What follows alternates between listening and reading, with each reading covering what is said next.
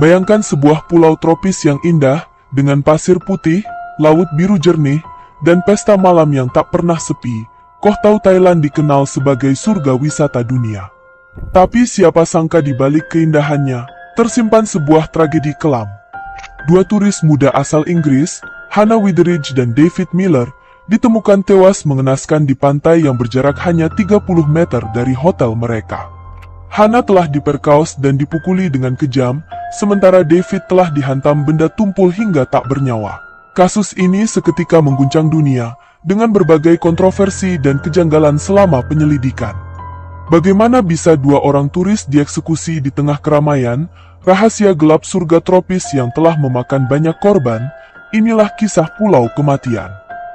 Koh Tao Island, pulau terkecil di antara pulau-pulau utama dari Kepulauan Chumpon di pantai barat Teluk Thailand dan hanya bisa diakses menggunakan kapal. Koh Tao atau berarti pulau penyu jika diterjemahkan dalam bahasa Indonesia, hanya berluas 12 km persegi dan berjarak sekitar 400 km di selatan ibu kota Bangkok. Memiliki populasi yang relatif kecil, hanya 1.400 orang dan sebagian besar penduduk pulau mencari nafkah dengan menjadi staf pulau untuk wisatawan.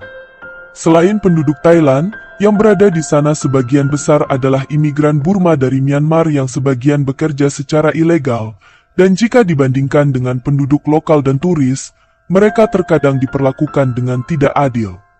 Koh Tao sering disebut sebagai potongan kecil dari surga karena pemandangan yang indah, dengan terumbu karang, dan berbagai macam akomodasi yang sesuai untuk wisatawan.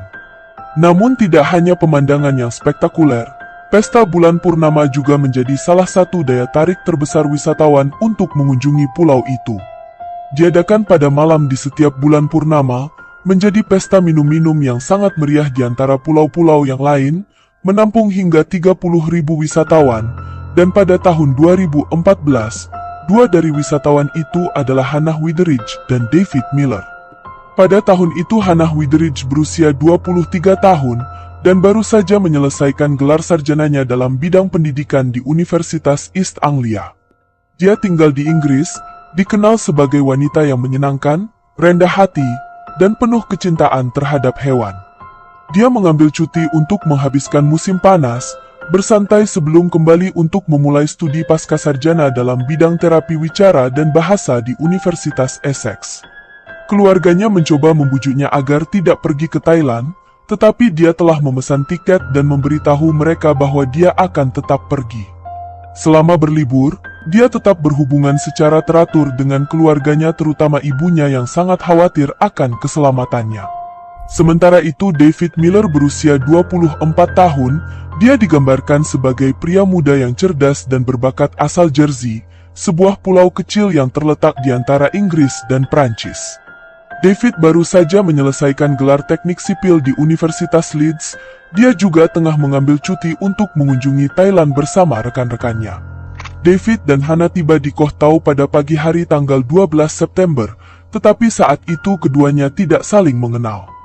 Hannah tiba bersama 3 temannya, sementara David tiba bersama 2 orang temannya.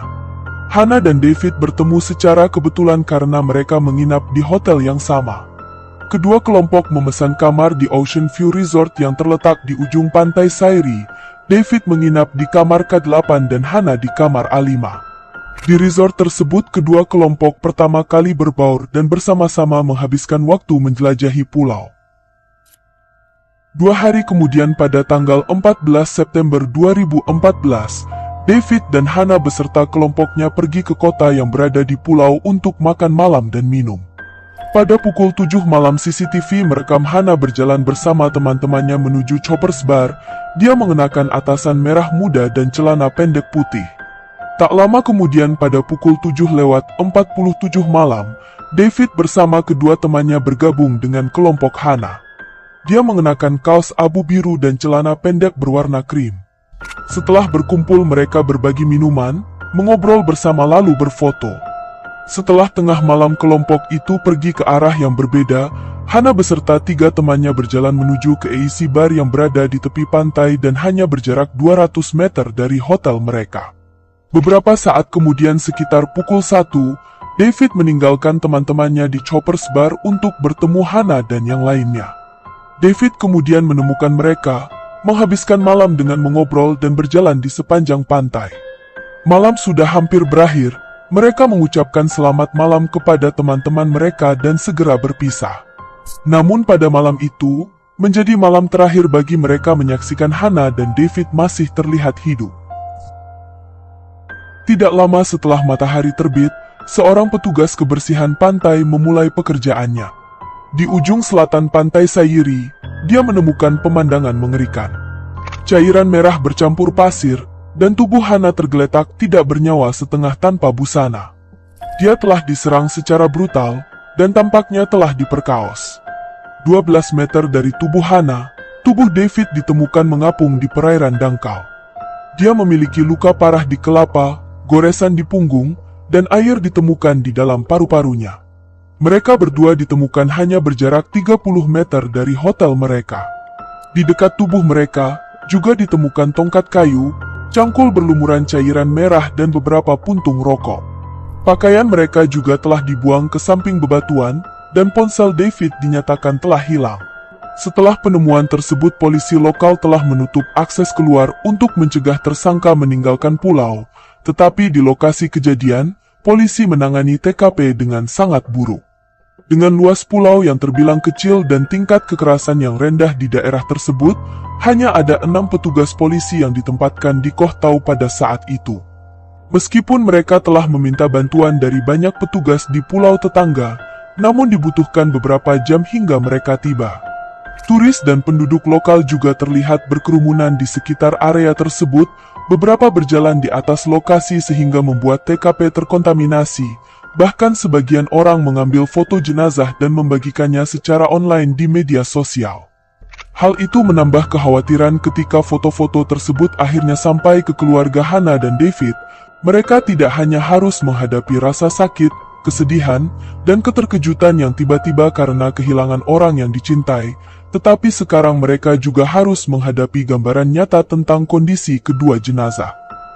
Pada pukul 11 pagi petugas dari pusat tiba di Koh Tao, berjuang untuk mempertahankan kendali di lokasi kejadian, dan mereka juga mengambil sampel DNA dari kedua tubuh, senjata, dan puntung rokok yang ditemukan di TKP. Sampel-sampel itu kemudian dikirim untuk analisa forensik, serta tubuh Hannah dan David akhirnya dibawa pergi. Setelah kejadian tragis Hannah dan David, kasus ini menjadi berita internasional, serta media sosial dipenuhi dengan berita kepergiannya dan mereka mendesak kepolisian Thailand untuk segera menemukan tersangka atas kasus penghilangan nyawa tersebut. Pihak berwenang berusaha dengan keras menangani kasus, karena hal ini dapat mengancam pariwisata Thailand, namun yang terjadi di lapangan tidak berjalan dengan baik. Laporan dan investigasi saling bertentangan, pernyataan pihak kepolisian tidak konsisten dan berubah-ubah, tanpa bukti yang cukup kuat mereka berspekulasi tentang tersangka, dimulai dari teman-teman David, lalu beralih ke penduduk lokal Thailand, beralih ke pengemudi speedboat, lalu beralih lagi ke imigran. Bahkan tuduhan muncul dengan menghubungkan penghilangan nyawa tersebut dengan mafia Thailand, sebuah keluarga Thailand yang mengendalikan sebagian besar bisnis di pulau itu. Namun DNA yang terdapat pada puntung rokok yang ditemukan di TKP, penyelidik akhirnya yakin bahwa pengeksekusinya berasal dari Asia. Sampel DNA kemudian diambil dari ratusan penduduk migran di pulau untuk menghubungkan dan menemukan siapa pengeksekusi di pulau itu. Selama masa pengecekan DNA, para migran Myanmar mengklaim bahwa kepolisian Thailand yang menangani kasus tersebut kerap melakukan intimidasi berupa kekerasan verbal maupun fisik terhadap mereka, bahkan mencoba menjebak mereka dengan mengaku sebagai pengeksekusi David dan Hannah. Hal itu dikuatkan dengan tanda luka bakar dan memar yang terdapat pada beberapa warga imigran. Pada tanggal 1 Oktober, 15 hari setelah penghilangan nyawa David dan Hannah, pihak berwenang menemukan terobosan baru dalam kasus ketika salah satu hotel yang berada di pulau telah menyerahkan rekaman CCTV sekitar waktu sebelum pengeksekusian terjadi. Dalam rekaman, mereka menemukan pria tak dikenal di sekitar tempat kejadian pada malam itu. Pencarian segera dilakukan terhadap ketiga pria yang terekam, dan akhirnya mereka teridentifikasi sebagai Mau Mau, Zaulin dan Wai Pio. Ketiganya mengonfirmasi pada polisi bahwa mereka adalah pekerja imigran di pulau, dan mereka mengaku berada di pantai Sayiri pada malam di mana David dan Hana dieksekusi. Dikonfirmasi bahwa Mau Mau merupakan pekerja legal di Koh Tao, dan dia berpisah dari dua pria yang lain sebelum pengeksekusian terjadi. Setelah interogasi, Mau Mau dibebaskan dari semua tuduhan, tetapi tidak dengan Zhao Lin dan Wei Pio. Mereka berdua ditahan karena merupakan pekerja ilegal yang melanggar aturan imigrasi. Hanya 24 jam diinterogasi, Zhao Lin dan Wei Pio yang keduanya berusia 21 tahun, mengaku bertanggung jawab atas penghilangan nyawa Hana Witheridge dan David Miller. Kedua pria mengklaim bahwa pengeksekusian itu bermotif seksual. Mereka didorong oleh gairah untuk memperkaos korban ketika melihat pasangan itu berciuman di pantai. Polisi juga yakin bahwa mereka berdua adalah pengeksekusinya. Mereka mengklaim bahwa DNA yang ditemukan pada tubuh Hana dan puntung rokok sangat cocok dengan DNA Zhao Lin dan Wei Pio. Petugas juga percaya mereka dapat membuktikan bahwa Wei Pio telah mencuri ponsel David karena mereka telah menemukan headset milik David di kediaman imigran Myanmar itu, tetapi Wei Pio memberitahu petugas bahwa dia menemukannya di pantai. Pihak kepolisian kemudian mengadakan rekonstruksi di pantai Sayiri dan banyak orang yang menyaksikan reka ulang adegan tersebut. Saat kasus masih berjalan, 5 hari kemudian seorang petugas dari Komisi Nasional Hak Asasi Manusia mengunjungi Zhao dan Pio di tahanan. Di sana dia mengetahui bahwa keduanya telah dianiaya dan disiksa secara rutin, tidak hanya sebelum, tetapi juga setelah mengakui pengeksekusian. Namun pihak kepolisian membantah klaim tersebut dan bersikeras bahwa penyelidikan mereka dilakukan dengan benar. Pada tanggal 4 Oktober 2014, sidang pendahulu dimulai dengan dihadirkan 3 saksi di pengadilan Koh Samui. Para saksi mengatakan bahwa mereka memang melihat Wei Pio dan Zhao Lin malam itu di pantai Sayiri. Salah satu saksi juga mengklaim bahwa Wei Pio memang menjual ponsel padanya dan ponsel itu adalah milik David. Selain itu, tidak ada bukti lain yang diajukan di persidangan yang menghubungkan Pio maupun Zhao dengan pengeksekusian tersebut. Kemudian pada tanggal 21 Oktober, setelah mendapatkan pengacara untuk pertama kalinya sejak penangkapan mereka, Zhao Lin dan Wei Pio secara resmi mencabut pengakuan mereka terhadap pengeksekusian dan penyerangan. Mereka melaporkan bahwa mereka hanya mengakui kejahatan setelah dipukuli dan disiksa oleh polisi. Zhao dan Pio kemudian menceritakan kepada pengacara mereka bahwa pada malam penghilangan nyawa Hana dan David, mereka hanya bermain gitar, minum dan bernyanyi di pantai Sayiri. Pio juga melaporkan bahwa ia menemukan ponsel David sebelum menjualnya kepada seorang teman. Dan walaupun tampaknya DNA mereka cocok dengan DNA yang ditemukan di TKP, namun pengacaranya mengatakan bahwa kedua pemuda itu dijebak untuk dijadikan tersangka. Persidangan utama dimulai pada tanggal 8 Juli 2015. Dalam ruang sidang, jaksa berpendapat bahwa DNA yang ditemukan pada Hana dan puntung rokok 100% cocok dengan Zhao dan Pio. Tetapi pengacara kedua tersangka menyebut uji DNA tersebut tidak akurat dan prosedur penyelidikan terbilang cacat. Dia juga mengatakan kecepatan verifikasi DNA dinilai terlalu cepat dan buruk untuk mengonfirmasi bahwa itu adalah mereka. Tetapi di satu sisi, laporan medis dari rumah sakit membuktikan bahwa tidak ada kekerasan fisik yang terlihat pada keduanya, dan tidak satu pun dari mereka pernah meminta bantuan atau menemui dokter. Seorang ahli forensik kemudian membela Zhao dan Pio, mengatakan kepada polisi Thailand bahwa mereka telah gagal mendatangkan dokter forensik di TKP, serta gagal menguji DNA yang terdapat pada bebatuan dan pakaian Hana. Dalam evaluasi ulang, cangkul taman yang digunakan dalam pengeksekusian, analisis baru menemukan hanya 2 profil DNA. Yang pertama adalah DNA David Miller, dan yang kedua DNA individu yang tidak dikenal dan profil DNA tersebut tidak cocok dengan Zhao Lin maupun Wei Pio. Meskipun penemuan baru ini diajukan di pengadilan, hal tersebut tidak mengubah apapun karena pada tanggal 24 Desember 2015, Zhao Lin dan Wei Pio dinyatakan bersalah atas penghilangan nyawa Hana Witheridge dan David Miller. Mereka dijatuhi hukuman eksekusi atas kejahatan tersebut. Ada banyak kontroversi dalam kasus ini. Tidak hanya sebelum persidangan tetapi juga setelahnya, karena tidak ada juri dalam kasus tersebut dan seluruh putusan hanya bergantung pada 3 hakim yang seluruhnya menolak bukti baru dan tuduhan penyiksaan. Setelah hukuman dijatuhkan, banyak reaksi keras terhadap putusan, bahkan datang dari saudara perempuan Hana yang meragukan integritas pihak berwenang Thailand. Bahkan kelompok cyber internasional Anonymous menyatakan perang dengan meretas beberapa situs web pemerintah serta kepolisian Thailand dan menyebut pejabat Thailand sebagai pejabat korup yang berusaha mempertahankan industri pariwisata mereka. Kegelisahan semakin berkembang akibat rekam jejak polisi Thailand yang menangani kasus di Koh Tao dinilai kurang profesional, terutama ketika menyelidiki kematian turis barat 8 bulan sebelum pengeksekusian Hana dan David. Januari 2014, seorang turis bernama Nick Pearson berlibur bersama keluarganya, tetapi beberapa hari kemudian dia ditemukan mengambang tidak bernyawa di teluk di dasar hotel tempat dia menginap. Otopsi menunjukkan bahwa dia tidak mengalami patah tulang, yang berarti dia tidak meninggal akibat terjatuh.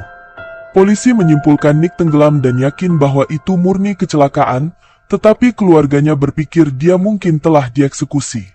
Pada tahun 2020, Raja Thailand memberikan pengampunan kerajaan atau Royal Pardon kepada Zhao dan Pio yang membuatnya terhindar dari hukuman eksekusi, dan hukumannya diubah menjadi penjara seumur hidup.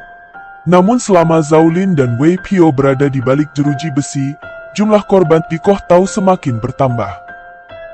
Januari 2015, Christina Annesley ditemukan tewas di kamar hotelnya, namun tidak ada laporan bagaimana dia bisa meninggal.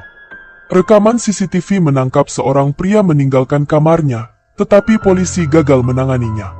1 bulan kemudian pada Februari 2015, Valentina Novozionova, turis asal Rusia, menghilang tanpa jejak meninggalkan paspor, ponsel dan dompetnya di kamar hotel.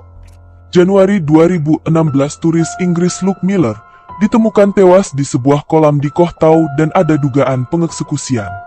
April 2017, backpacker asal Belgia Elise Daleman ditemukan tergantung di pohon di pulau itu dan setengah tubuhnya dimakan oleh kadal. Polisi memutuskan bahwa Elise telah mengakhiri hidupnya sendiri.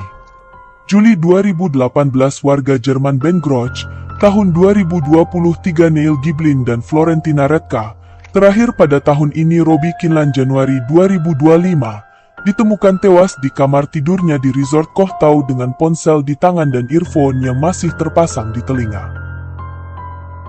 Banyaknya nyawa yang hilang di pulau itu dan sebagian tidak dapat dijelaskan, Koh Tao masih menyimpan banyak rahasia. Sampai saat ini Wei Pio dan Zhao Lin masih bersikeras bahwa mereka tidak bersalah, namun sepertinya mereka tidak akan pernah mendapat kesempatan pengadilan ulang. Apakah mereka benar-benar bertanggung jawab atas penghilangan nyawa Hana dan David Miller, mungkin menjadi sesuatu yang tidak akan pernah kita ketahui sepenuhnya.